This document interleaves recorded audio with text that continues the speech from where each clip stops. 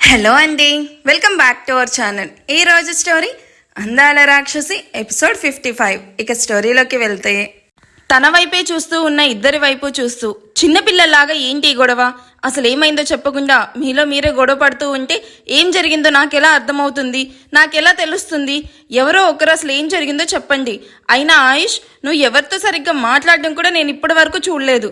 అలాంటిది అషికాతో ఈ గొడవ ఏంటి? అసలు మీ ఇద్దరికి ముందే పరిచయం ఉందా? ఇంతకీ గొడవేంటి అంటూ అషికాను తన పక్కకి లాక్కొని అడుగుతాడు. అది నన్ను కాదు, నీ బ్రెయిన్లెస్ సిస్టర్ని అడుగు. నా మూడ్ మొత్తం స్పాయిల్ చేసింది అని విసుగ్గా బాల్ని దూరంగా విసిరుకొట్టి బుక్స్ని బ్యాగ్లో పెట్టుకుని అక్కడి నుండి అసహనంగా వెళ్ళిపోతాడు. వెళ్తున్న ఆయుష్ని చూసి, చూసావా మోహి, వాడికి ఎంత పొగరో, ఎంత యాటిట్యూడ్గా మాట్లాడాడో, చిన్న విషయానికి ఇంత దాకా తీసుకొచ్చాడు. He is such a stupid. అబ్బా, అసలు ఏమైంది అషిక? విషయం చెప్పకుండా ఇలా తిడుతూ ఉంటే నాకెలా తెలుస్తుంది?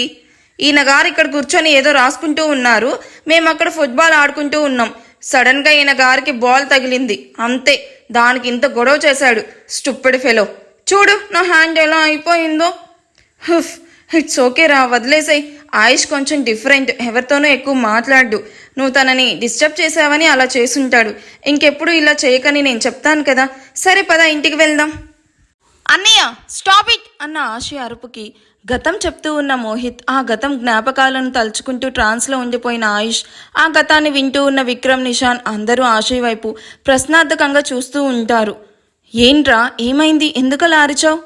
ఇలాంటి గొడవలు ప్రతి జంట మధ్య ఉంటాయి, జరుగుతూనే ఉంటాయి. నువ్వు ఇలాంటివన్నీ చెప్తూ ఉంటే వీళ్ళ లవ్ స్టోరీ ఫినిష్ అయ్యేసరికి ఇంకో 20-30 అప్డేట్స్ అవుతాయి. అది రీడర్స్ కూడా డైజెస్ట్ చేసుకోలేకపోతున్నారు.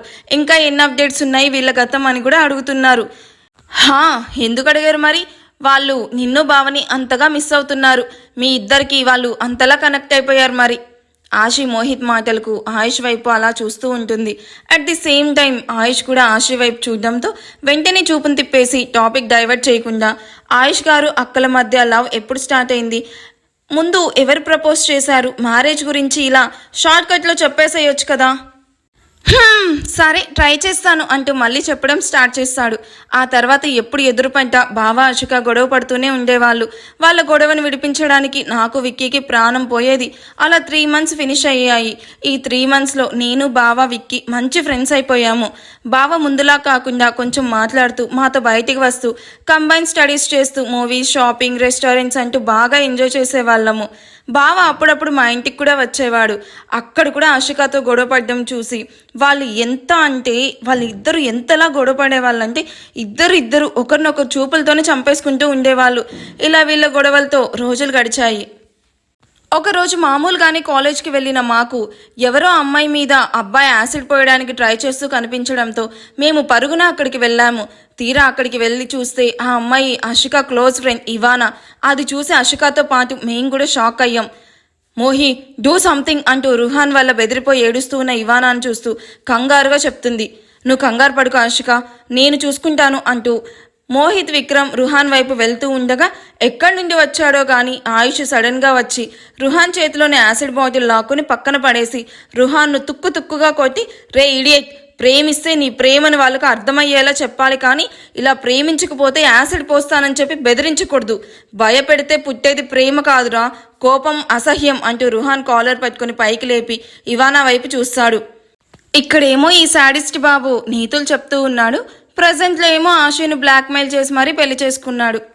అప్పటికే రుహాన్ వల్ల గజగజ వణుకుతూ అషికాను పట్టుకొని ఏడుస్తూ ఉన్న తన వైపు చూసి, చూడరా తను ఎలా భయపడుతుందో, నిజంగా అమ్మాయిని ప్రేమిస్తే ప్రేమను గెలుచుకోవాలి, కానీ ఇలా బెదిరించి కాదు అంటూ ఇవానా వైపు చూస్తూ, నీకు వీడంటే ఇష్టమా? ఇష్టం ఉంటే ధైర్యంగా చెప్పు, లేదు అంటే ఇష్టం లేదు అని చెప్పు అంటూ తన వైపు చూస్తాడు ఆయుష్. ఇవానా రుషాన్ వైపు చూస్తూ ఉండడం గమనించి, నువ్వు వీడికి భయపడాల్సిన అవసరం లేదు ఇవానా, వీడు నిన్నేమీ చేయలేడు, ఏ విషయమైనా నువ్వు ధైర్యంగా చెప్పు అంటూ తన వైపు చూస్తూ ధైర్యం చెప్తాడు తనకి. ఆయుష్ వాయిస్లోని స్థిరత్వానికి ఇవానా ధైర్యం తెచ్చుకొని, నాకు ఇష్టం లేదు ఆయుష్, తనంటే నాకు భయం వేస్తుంది, ప్లీజ్ నాకు ఈ ప్రేమ ఏమీ వద్దు ఆయుష్, నాకు భయంగా ఉంది అంటూ వెక్కిళ్ళ మధ్య చెప్తుంది. చూసావా, తనకి నువ్వంటే ఇష్టం లేదు. ఇప్పటి నుంచైనా సరే తన వెంటపడ్డం మాని తనకి దూరంగా ఉండడం నేర్చుకో. కాదు అని మళ్ళీ తన వెంటపడ్డం చేస్తే తన ముందు నేనుంటాను, నన్ను దాటుకొని తన దగ్గరకు వెళ్ళాలి అనుకుంటే అంటూ ఉన్న ఆయుష్ మొహంలోని కోపాన్ని చూసి లేదు ఇంకెప్పుడు తన వైపు కూడా చూడను ప్లీజ్ నన్ను వదిలేసే అని నీరసంగా అంటున్న రుహాన్ని విసిరినట్టే పక్కకు నెట్టి అక్కడి నుంచి వెళ్ళిపోతున్న ఆయుష్ ముందుకు పరుగున వచ్చి థ్యాంక్స్ ఆయుష్ అంటూ హార్ట్ఫుల్గా కన్నీళ్లతో చెప్తున్న ఇవానాని చూసి చిన్న స్మైల్తో చూస్తూ డోంట్ వరీ వాడు ఇంకెప్పుడు నీ వైపు చూడ్డు సో టెన్షన్ ఫ్రీగా ఉండు. అమ్మాయిలు ఇంత సాఫ్ట్గా ఉండకూడదు, ఇలా ఉంటే అలాంటి వెధవలు మిమ్మల్ని ఏడిపిస్తూనే ఉంటారు. అమ్మాయిలు ఎప్పుడు రెబల్లాగే ఉండాలి, లైక్ నీ ఫ్రెండ్ అషికాలా. అప్పుడు నా లాంటి వాడు హెల్ప్ అవసరం ఉండదు. సో బీ బ్రేవ్ అని చెప్పి వెళ్ళిపోతున్న ఆయుష్ను ఇవానా నవ్వుతూ చూస్తూ ఉంటే వెనకనే ఉన్న అషిక మాత్రం ప్రేమ నిండిన కళ్ళతో అలా చూస్తూ ఉండిపోతుంది. హే అషిక ఏమైంది, ఎందుకలా ఆయుష్ వైపు అలానే చూస్తూ ఉన్నావు అంటూ రెప్ప కూడా వేయకుండా ఆయుష్ వైపు చూస్తూ ఉన్న అషిక వైపు తన ఫ్రెండ్ భుజం మీద చేయి వేసి అడుగుతుంది. ఇన్ని రోజులు ఆయుష్ అంటే కోపం విసుగు తప్ప నాకు ఏ ఫీలింగ్ కలిగేదే కాదు. But for the first time Ayush అంటే ప్రేమ పుట్టింది. I think I am in love with him. తనే నా సోల్మేట్ అనిపిస్తుంది మాన్సి. వాట్, ఆయుష్ని నువ్వు లవ్ చేస్తున్నావా? ఇది ఎప్పటి నుంచి అషిక? ఆయుష్ను చూస్తేనే నీకు చిరాకు పడి నువ్వు తనను లవ్ చేయడం ఏంటి? తను అమ్మాయిల గురించి చెప్పిన విధానం అండ్ ఎంతమంది ఇవానాను ఆ రూహన్ టార్చర్ చేస్తూ ఉంటే మూవీ చూస్తున్నట్టు చూశారు తప్ప ఒక్కరు కూడా రియాక్ట్ అవ్వలేదు. బట్ ఆయుష్ తనను సేవ్ చేయడంతో పాటు అమ్మాయిలు డేరింగ్గా ఉండాలి అని చెప్పాడు. అది నా హార్ట్ను బాగా టచ్ చేసింది. తన అమ్మాయిలకి ఎంత రెస్పెక్ట్ ఇస్తున్నాడో ఇవాళ చూశాను. సో అందుకే ఐ లవ్ హిమ్. నువ్వు లవ్ చేస్తే సరిపోదు అషిక, ఆయుష్ కూడా నేను లవ్ చెయ్యాలి. అప్పుడే నీ ప్రేమను మామ్ డాడ్ యాక్సెప్ట్ చేస్తారు. అషిక మోహిత్ వాయిస్ విని ఆశ్చర్యంగా వెనక తిరిగి మోహిత్ నువ్వు అంటూ తను మొత్తం విన్నాడు అని షాక్ అయ్యి అడుగుతుంది. నేను మొత్తం విన్నాను అషిక. నువ్వు ఆయుష్ని లవ్ చేయడంలో నాకు ఎటువంటి అబ్జెక్షన్ లేదు. ఎందుకంటే ఆయుష్ ఏంటో నాకు బాగా తెలుసు.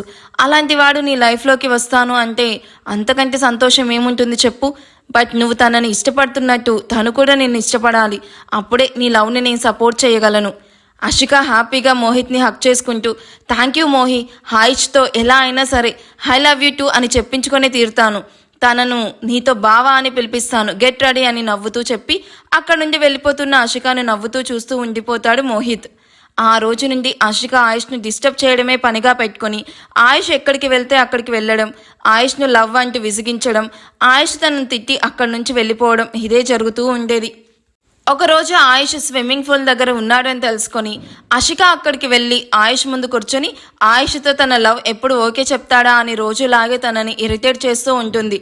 అప్పటికే అషిక వల్ల ఇరిటేట్ అవుతూ ఉన్న ఆయుష్ అషిక వైపు సూటిగా చూస్తూ నువ్వు నిజంగా నన్ను లవ్ చేస్తూ ఉంటే నేను చెప్పింది చెయ్యి.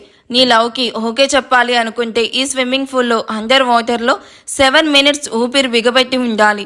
అలా నువ్వు ఉండగలిగితే నేను నీ లవ్ని యాక్సెప్ట్ చేస్తాను అని సైడ్ స్మైల్తో చెప్తాడు. రేపు ఒక్కరోజు వీడియోస్ ఏమీ రావండి, చెప్పాను కదా గృహప్రవేశం ఉందని చెప్పి చాలా బిజీగా ఉంటాను. So hope you understand. Thank you for watching. Bye.